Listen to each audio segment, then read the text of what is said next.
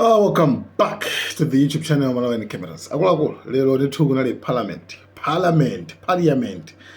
imene ndithu Simplex Achitchyola amene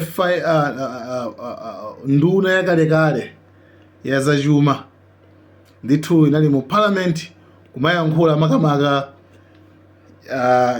ayambapo ntchito yawo nangasi pano awasankha kukhala leader of opposition, mtsogoleri wotsutsa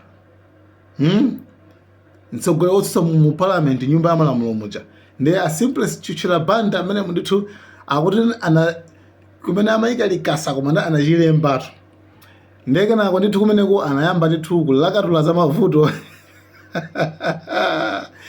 mavuto komano chipandisakaisano china kuti amayankhula mavuto a fuel pane mudziko muno muli mavuto a fuel. Actually it was in English, right?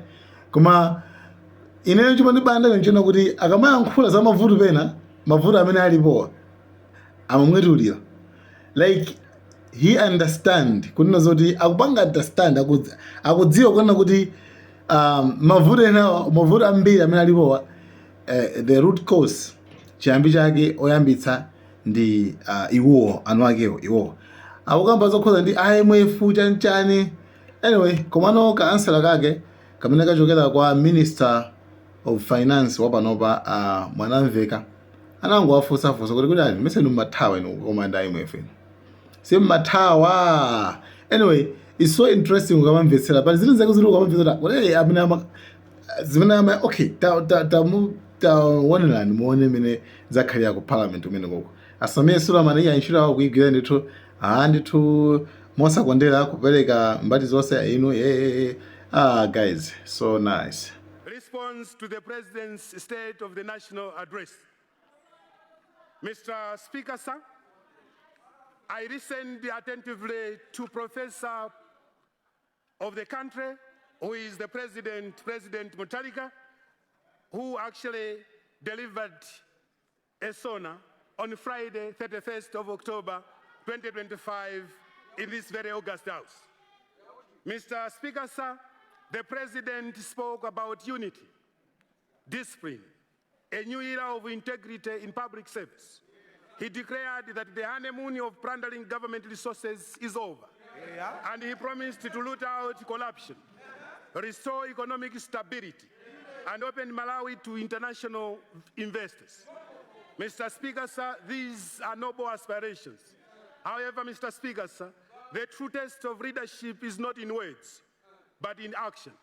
The people of Malawi are not interested in rhetoric, they demand results. State of economy. The President in the very august house, Mr. Speaker, sir, highlighted a myriad of economic challenges. He talked about inflation at crippling 28.2%. He also talked about over 4 million Malawians facing food insecurity. As opposition, Mr. Speaker, sir, we note that the government is aware of the economic challenges facing this country and that it has already gone a step further to engage and negotiate with multilateral and bilateral institutions like the IMF and the World Bank on the matter. Mr. Speaker, sir, however, Malawians out there would like to know, number one, whether the DPP has developed an economic recovery to corresponding to these. Number two, whether the status of the IMF-ECF negotiations, the agreed prior actions and structural benchmarks, especially Malawians would like to know why the DPP government has accepted not to recruit the youth in the right of increasing levels of unemployment, not to promote servants, and not to increase salaries and wages, and indeed to devalue the Malawi kwacha. Mr. Speaker, sir, I would like to reiterate that I'm speaking from point of knowledge, and I know that my dear brother sitting there as Minister of Finance is quite aware of the conditions that I'm talking about. Mr. Speaker, sir, in the context of IMF and World Bank conditionalities highlighted above, Malawians are asking on how the ambitious and physically expeditious, exceptionally DPP manifesto will be implemented, more especially where you are promising more subsidies like free secondary education, free university meals, and many others. Let me return to free secondary education, Mr. Speaker, sir. The DPP government promised secondary education. This is a good thing. But what is being delivered is only a partial subsidy, covering tuition and development fund, which constitutes less than 20% of the total fees. The larger burden, Mr. Speaker, sir, is the boarding fees. And these boarding fees remains on families. If we are to improve equitable access, the free secondary education must be comprehensive and benefit all deserving Malawian children of secondary school going age between 13 to 17 in the population. Mr. Speaker, sir, allow me to go on electricity and energy. It is difficult, Mr. Speaker, sir, to ignore the persistent link between the government and the recurring energy crisis. Whenever the DPP is in power, Malawians blaze for blackouts and fuel shortages. The familiar song of Magetsi, Madzi, and Mafuta Palibe echoes across the country. The previous MCP government worked diligently to secure the 1.5 billion Mpatamanga hydropower project. We expect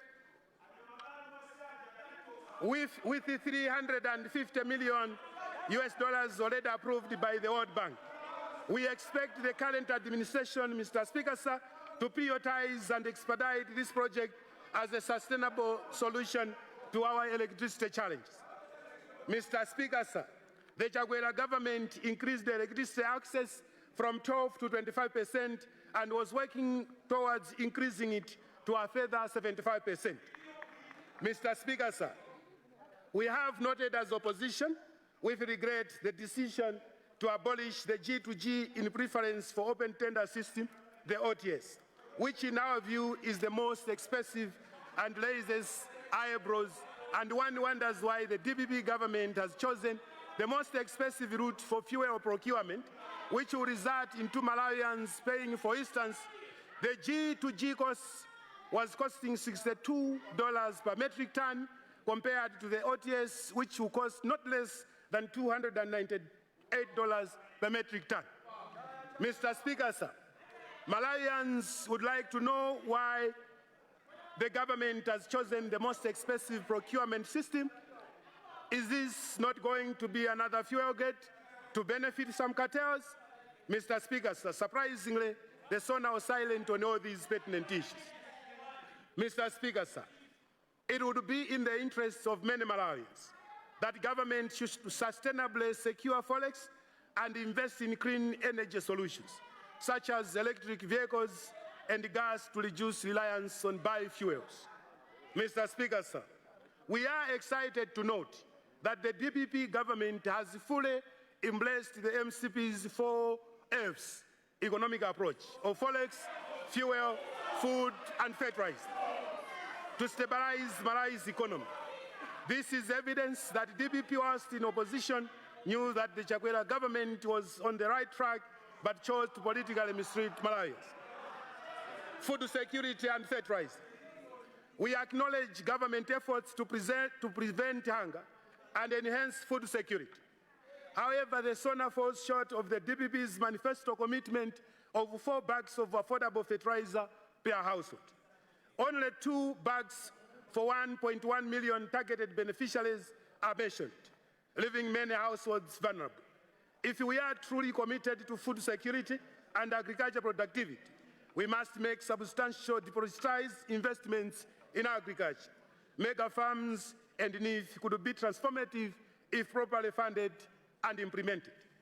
Mr. Speaker, sir, Malawians are puzzled that government has decided to procure expensive maize from Zambia, whilst locally many mega farmers still have the maize stock that can satisfy government demand at low cost, less than 80% per 50 kilogram guide.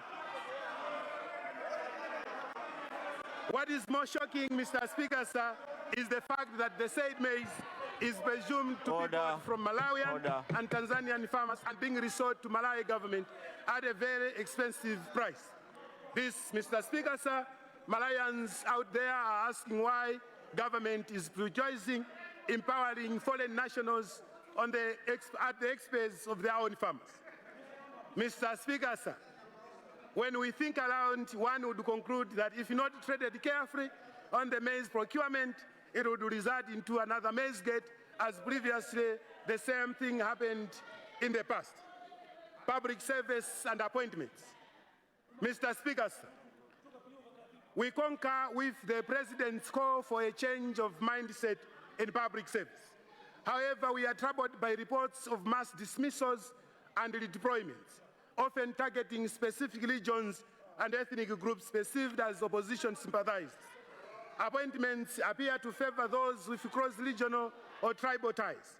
If unchecked, Mr. Speaker, sir, this risks entrenching nepotism and tribalism.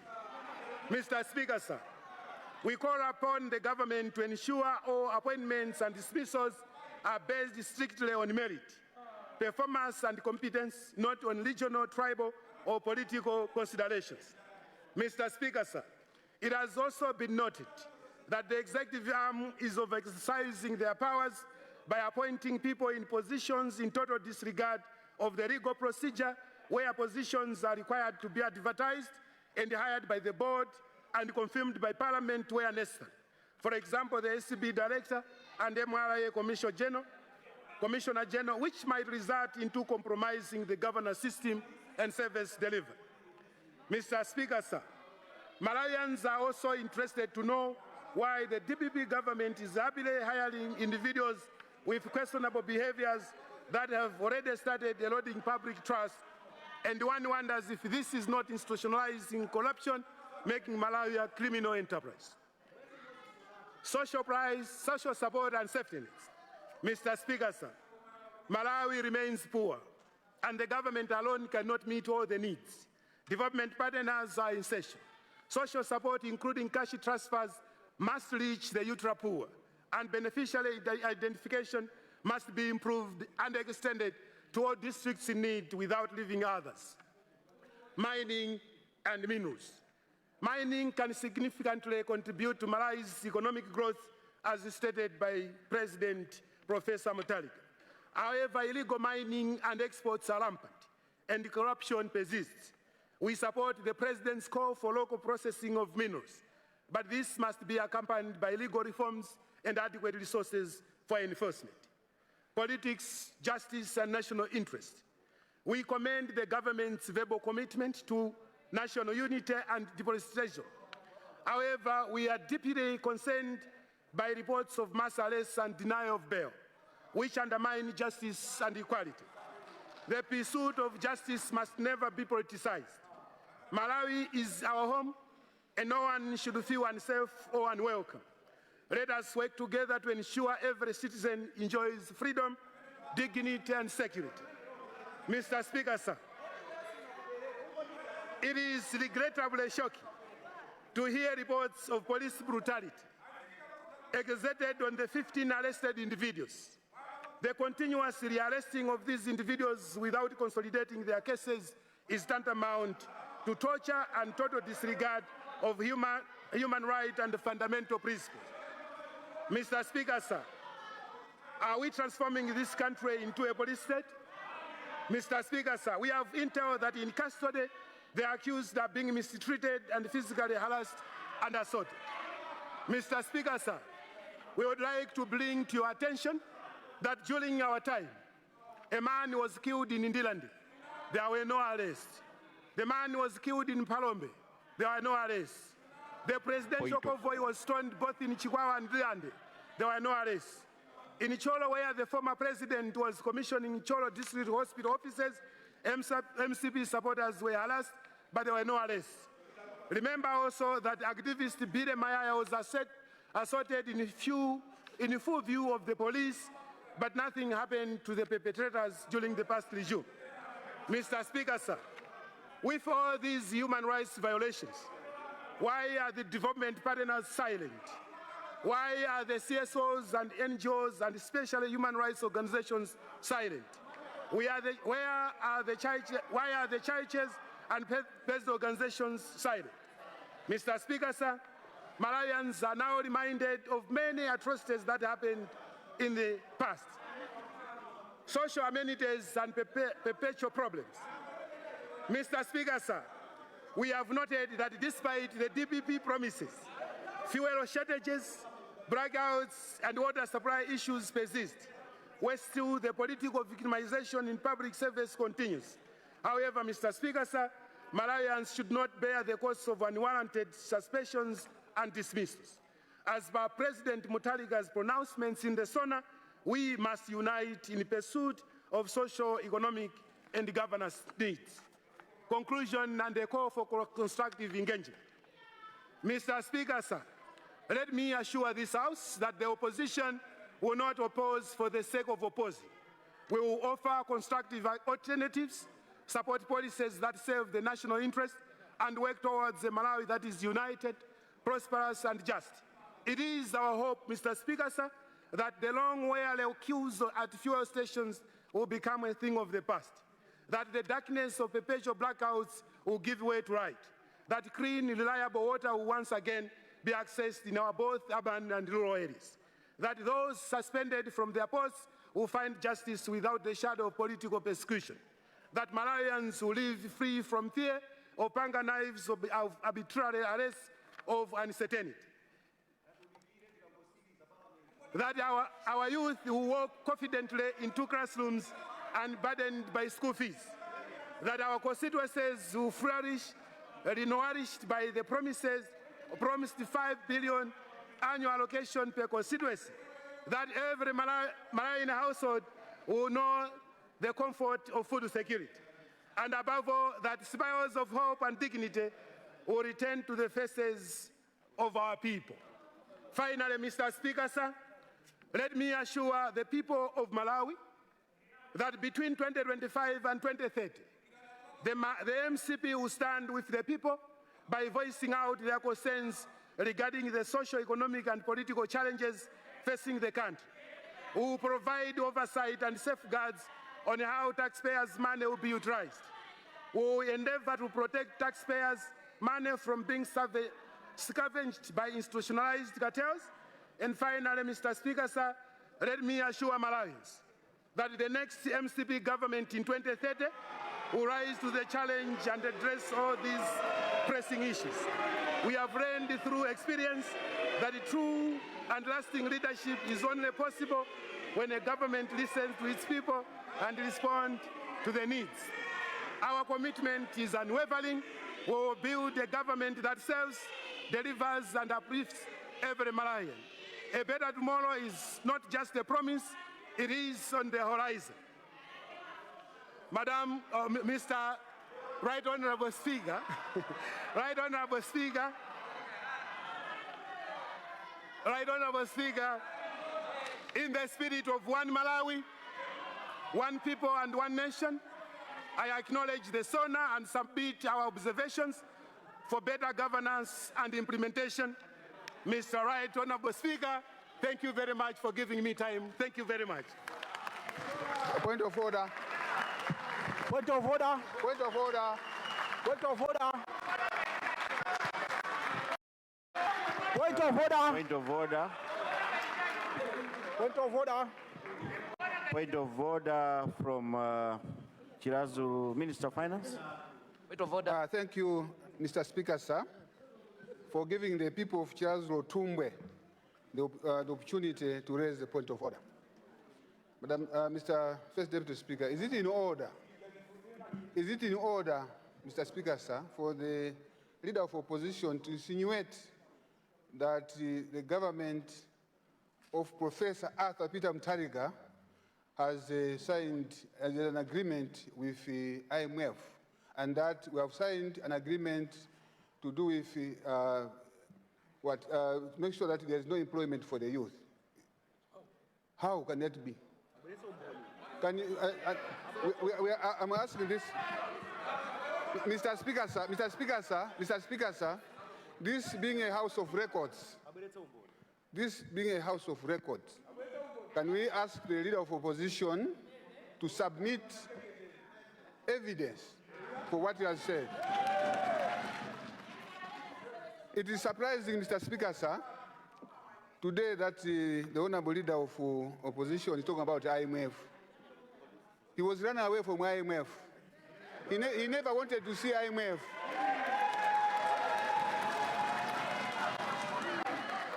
He never wanted IMF. I want to put it on record, Mr. Speaker, sir, that this government, led by Professor Arthur Peter Mutharika, will never do anything that will harm Malawians, because he understands the problem that we have. I want also to assure them that Professor Arthur Peter Mutharika promises what he will do, and he does what he will promise. Thank you very much. Point of order. Thank you, Honorable Minister of Finance. Next time, you could rise on a point of correction than a point of order. I take that as a point of correction. And I just wanted to guide you on that, because on a point of order, you have limited time. So take note of that.